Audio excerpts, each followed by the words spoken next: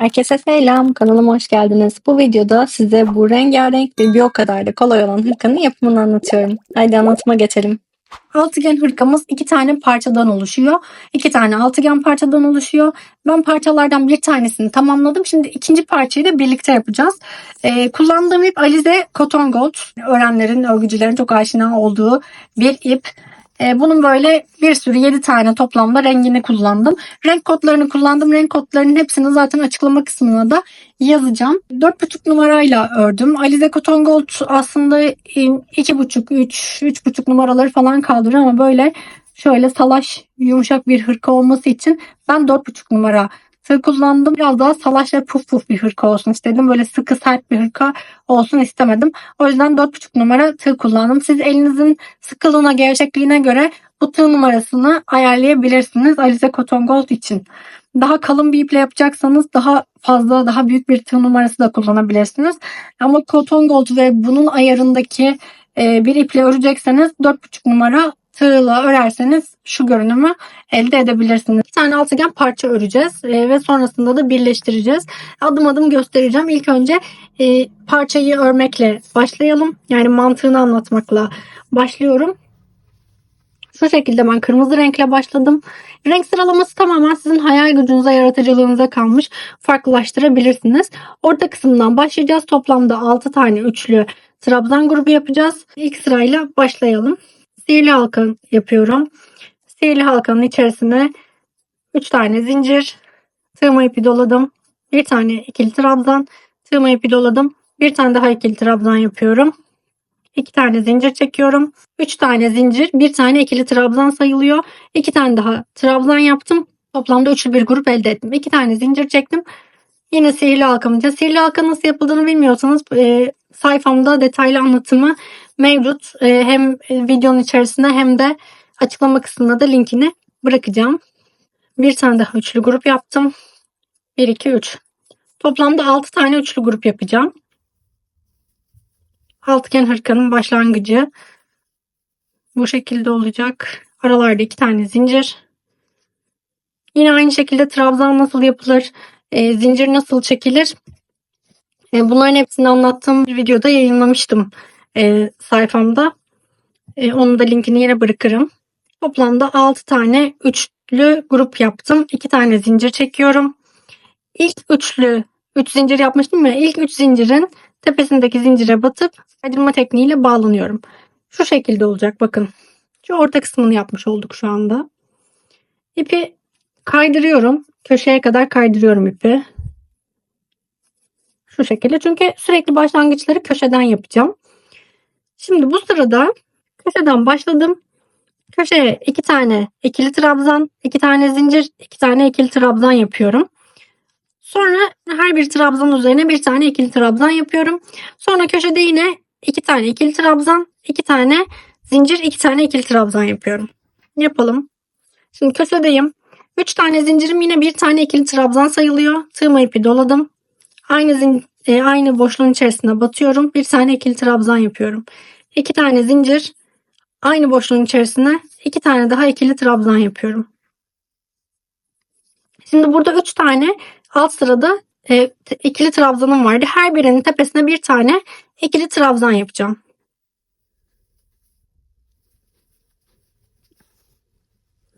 Köşeye geldim tekrar. Köşede yine 2 tane ikili trabzan, 2 zincir, aynı boşluğun içerisine 2 tane ikili trabzan.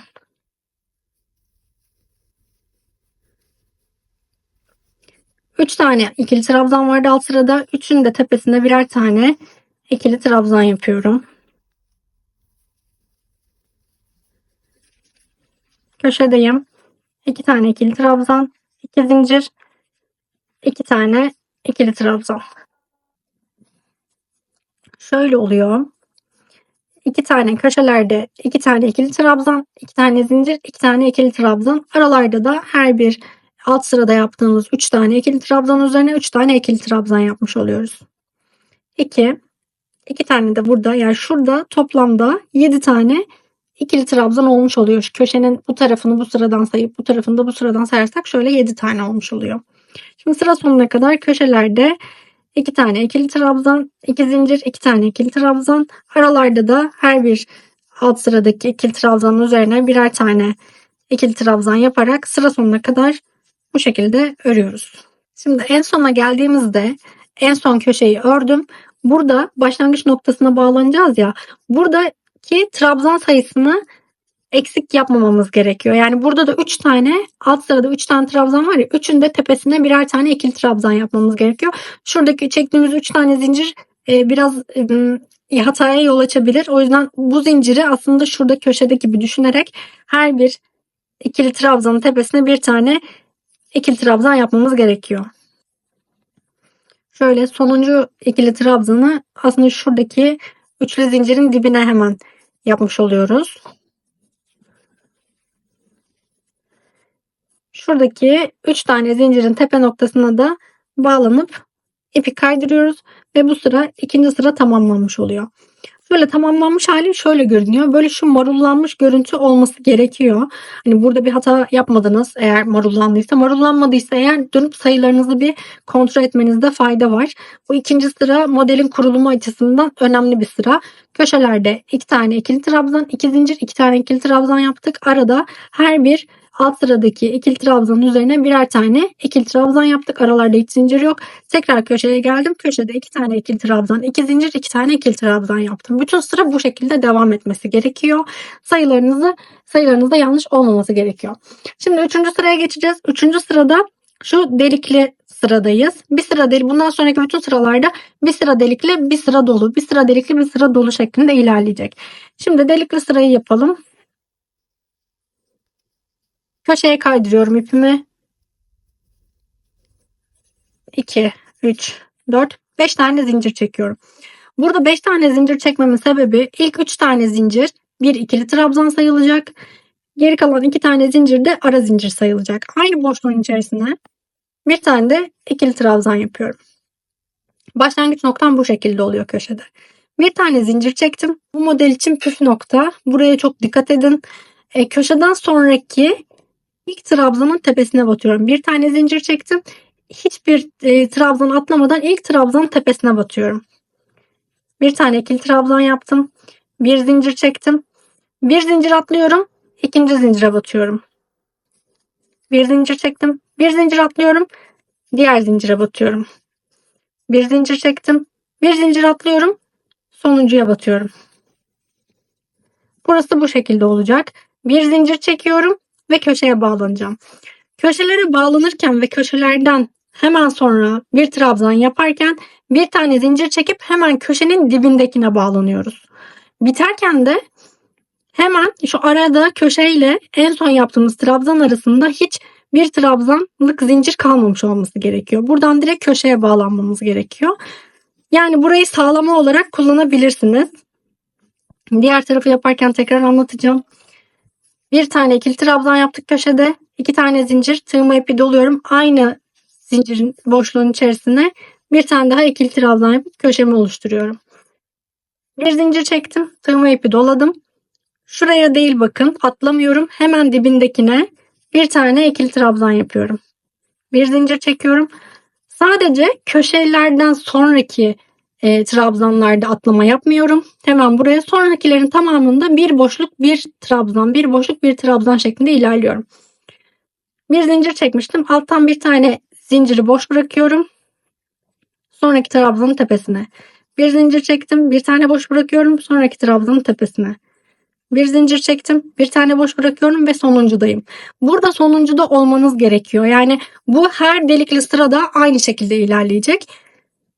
Delikli sıraların tamamında burada şurayı yaptıktan sonra bir tane daha zincirlik, yani bir tane daha trabzanlık kalmaması gerekiyor. Direkt köşeye bağlanabileceğiniz yerde olmuş olmanız gerekiyor. Eğer ki burada köşeye bağlanmayacaksınız. Yani burada diyelim ki bir tane daha trabzan tepesi var diyelim ki. Eğer böyle bir durumla karşılaşırsanız dönüp sayıları tekrardan saymanız gerekiyor. Ya alt sırada bir hata vardır ya üst sırada bir hata vardır. Burada atlamamışsınızdır ya da gereğinden fazla atlamışsınızdır. Burada bir hata yaparsanız bundan sonraki bütün sıralarda da hata olacağı için daralarak ya da büyüyerek gider. O yüzden burada aslında bu nokta, yani bu püf noktası hatayı fark edebileceğimiz bir püf nokta. Bir tane zincir çekiyorum. Tığıma ipi doladım ve köşedeyim. Köşede ne yapıyorum? Bir tane ikili trabzan, 2 zincir, tekrar aynı boşluğun içerisinde bir tane ikili trabzan. Bir zincir çektim. Köşenin hemen dibindekine bir tane ikili trabzan yaptım. Bir zincir çektim. Bir tane ikili trabzan atlıyorum.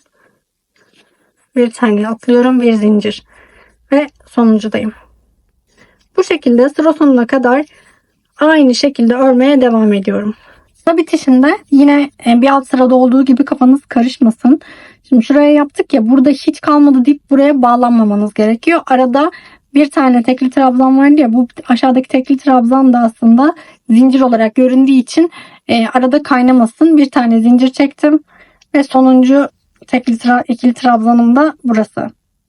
1, 2, 3. zincirin tepesine bağlanıp kaydırma yapıyorum. Tekrar ipimi kaydırdım. Köşedeyim. Hep köşelerden ilerleyeceğiz. Şimdi doldurma sırasındayım. Şu kafesli sırayı yaptım. Şimdi doldurma sırasındayım. Şimdi doldurma sırasında yapıp sonra tekrar bir tur daha kafesli sıra yapacağız. Model artık anlaşılmış olacak. 3 tane zincir çektim. Tığıma ipi doladım. Aynı boşluğun içerisine bir tane ikili trabzan yapıyorum. 2 tane zincir çektim. Aynı boşluğun içerisine 2 tane ikili trabzan daha yapıyorum. Şimdi şuradan başlayarak hemen dibindeki trabzanın tepesinden başlayarak bir tane trabzanın tepesine ikili trabzan, bir tane ara boşluğa ikili trabzan. Bir tane trabzanın tepesine, bir tane ara boşluğa.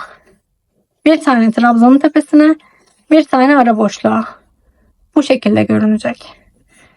Bir tane trabzanın tepesine, bir tane ara boşluğa.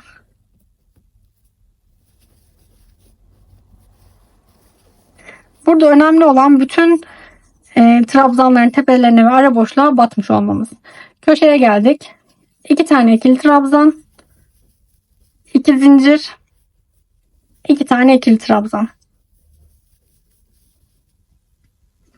Köşeden sonraki ilk ikili trabzanın tepesine batıyorum. Boşluğa batıyorum. Sırada ikili trabzanın tepesi, boşluk. İkili trabzanın tepesi, boşluk. İkili trabzanın tepesi, boşluk. Bütün sırayı da aynı şekilde tamamlıyoruz. Şu köşeden sonraki ilk ikili trabzanın tepesini unutmayın. Bu doldurma sırasındaki püf nokta da bu. Eğer buradan sonraki şu ilk trabzanın tepesini unutursanız burada yine bir küçülme işlemi olmuş olur ve model bozulur. Sayılar bozulacağı için model de bozulur. Şimdi yine bitiş noktasına geldik. Burada bitiş noktasında yine başlangıç kısmını atlamamanız gerekiyor. O yüzden burada sayılar vererek ilerleyeceğim. Bu taraftaki köşenin ilk kanadındaki 2 tane ikili trabzan dahil ve buradaki 2 tane son kanattaki 2 tane ikili trabzan dahil toplamda 15 tane ikili trabzan oluyor. Bu alt sırada bu 7 taneydi. Şurası 7 taneydi. Burası 15 tane oluyor. Şuraya bağlandığımızda 15 tane olmuş olacak. Yani burada şuradaki sayılar önemli. Dediğim gibi burada herhangi bir azalma ya da bir artış olursa model yamuk ilerler. Bu modelde hiçbir kenarda arttırma veya azaltma yapmıyorum. Tamamen dümdüz ilerlesin istiyorum. Böyle salaş büyük kolda da bir daraltma yapmıyorum. Şimdi tekrar delikli sıraya geldik. Ne yapıyorum? İlmeğimi köşeye kaydırıyorum. Köşedeyim. 5 tane zincir çekiyorum. Tığıma ipi doladım. Aynı boşluğun içerisine bir tane ikili trabzan yapıyorum. Zincir çektim. Ne yapıyorduk? Köşeden hemen sonra gelen ilk trabzanın tepesine bir tane ikili trabzan yapıyoruz. Zincir çektim. Bir tane atlıyorum. Diğerine ikili trabzan yapıyorum. Şöyle görünecek. Zincir çektim. Bir tane atlıyorum. Diğerine. Zincir çektim. Bir tane atlıyorum. Diğerine. Bir zincir. Bir tane atlıyorum. Diğerine. Bir zincir. Bir tane atlıyorum. Bir zincir. Bir tane atlıyorum. Diğerine. bir zincir. Bakın bir tane atlayacağım, diğerine bağlanacağım. Ne oldu yine? Köşeden önceki son bitişimde trabzanla olmuş oldu. Başka bir boşluğum kalmadı. Bir tane zincir çekiyorum. Buradaki zinciri unutmayın. Bir tane ikili trabzan, 2 tane zincir. Aynı boşluğun içine bir tane daha ikili trabzan. Köşemi oluşturdum tekrar. Bir tane zincir çekiyorum. Köşeden sonra gelen ilk ikili trabzanın tepesine batıyorum. Bir zincir çektim. Bir tane atlıyorum. Bir tane atlıyorum. Trabzan. Bir zincir. Bir tane atlıyorum. Bir zincir. Bir tane atlıyorum. İkili trabzan. Bir zincir. Bir tane atlıyorum. İkili trabzan. Bir zincir. Bir tane atlıyorum. Yine şurada 2 tane kaldı. Yani burada bir tane zincir çektim. Bir tane atlayıp bir tane trabzan yapacağım. Burada 2 tane kalmış olması gerekiyor. 3 tane kaldıysa veya bir tane kaldıysa burada bir hata var demektir. Sıranın bir önceki sıraya bakmanız gerekir. Veya onun da altındaki sıraya bakmanız gerekebilir. Burada bir hata vardır. Bu hatayı görmeden devam ederseniz model bozuk ilerleyecektir. Burası çok önemli o yüzden. Ve bunu her kenarda sadece şu en sonunda trabzanla mı bitiriyorum diye bakarsanız yeterli olacaktır zaten bu kontrol yöntemi. Bir tane zincir çektim. Köşeye bağlandım. Köşeye ikili trabzan yaptım. 2 zincir çektim. Yine köşeye ikili trabzan yapıyorum. Bütün sırayı artık bu şekilde devam ettireceğiz. Bir üst sıra, bundan sonraki sıra doldurma sırası. Doldurma sırasını bir alt tarafta şurada anlattığım şekliyle yapacağız. Yani şu alt sırada anlattığım şekliyle bir sıraya da doldurma sırası yapacağız. Bundan sonraki bütün sıralar bir doldurma sırası, bir kafes sırası, bir doldurma, bir kafes sırası olarak ilerleyecek. Renk değişimlerini siz istediğiniz gibi yapabilirsiniz. Ben burada 6 sıra toplamda kırmızıyla devam ettim. Sonrasında 4 sıra yeşil yaptım. 2 sıra beyaz, 3 sıra pembe. Yani buradaki renk sıralamalarını tamamen kafama göre yaptım. Renk kodlarını yazarken yanlarına da hangi renkten kaç sıra yaptığımı yazarım. Bütün sıraları bu şekilde devam ettireceğiz. Sonrasında şunu bu şekilde katladığımızda, yani şu böyle altıgen bir model ve böyle marullana büyüyecek zaten. Bunu şöyle şu köşesinden şöyle katladığımızda burası şöyle, şurasını vücudumuz olarak düşünelim. Yani şurası, bu böyle vücudumuzun yarısı, şurası kol, burası gövde olarak olmuş olacak. Bir parça da buraya yapacağız. Yaptık zaten onu da. Bu iki parçayı birleştirdiğimiz zaman hırkamız olmuş olacak. Bu şekilde. Şimdi bütün sıraları tamamlayalım. İkinci parçayı da tamamlayalım. İki parçayı birbirine birleştirme kısmına geçeceğiz. Şimdi 2 tane altıgen parçamız tamamlandı. Ben toplamda kaç sıra yaptığımı, hangi renklerden kaçar sıra kullandığımı ve renk kodlarının tamamını açıklama kısmına yazacağım. Toplamda 26 sıra yaptım. Başlangıç sırası dahil. Yani başlangıç sırası dediğim şu ortadaki yuvarlak dahil. İlk başta gösterdiğim bir dolu bir boş, bir dolu bir boş şeklinde ilerledim. Hiçbir şekilde farklı hiçbir şey yok. Şimdi nasıl katlayacağız? Yani bu altıgen parçayı nasıl hırkanın yarısı kısmına getireceğiz? Onu anlatacağım. Bu altıgen parçadan toplamda 2 tane yapıyoruz. 2 tane aynı parçayı yapıyoruz. Şimdi elimizde şöyle bir çizerek anlatacağım. Şimdi elimizde şöyle altıgen bir parça var. Ortası bizim başladığımız yer. 6 tane köşesi olan bir parça var. Tabii ki bu yani zemine oturttuğumuzda bu kadar düzgün durmayacak. Marullu duracak. Normalde o zaten, istediğimizde o. Bunu bu şekilde serdikten sonra tersini çevirerek seriyoruz bu arada. İşimizin tersi. Şurası da düzü. Böyle tersini çevirerek şöyle düz bir zemine seriyoruz. Şimdi burası birinci köşesi. Şurası ikinci köşesi diyelim. Fark etmez hangi köşeye ne dediğiniz.